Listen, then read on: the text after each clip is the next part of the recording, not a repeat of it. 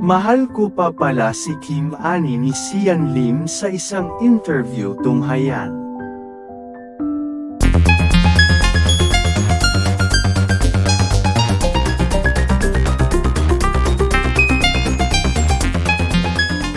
Mahal ko pa pala si Kim ani ni Sian Lim sa isang interview tunghayan.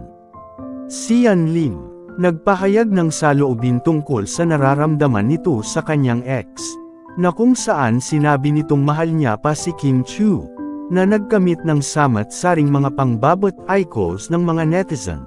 Mga pangbabash na hindi kaayon-ayon. Dahil sa ipinahayag ni Sian Lim sa harap ng camera at interviewer, sapagkat totoong nakakagimbal ang sinabi ng ex na ito matapos niyang hiwalayan si Kimi, ay manggugulo na naman siya sa buhay nito. Ani ng ilang mga netizen. Porket umano ay nagiging successful na si Kimi, naging mahal na ulit ni Sian. Sabi ng netizen, "Wow ang lakas naman ng loob mo na sabihin ang mga salitang yan matapos mong hiwalayan ang aming Chinita princess. Grabe ka naman, porket ang layo na nang nararating ni Kimi at mas sikat na siya ngayon, marirealize mo na mahal mo siya.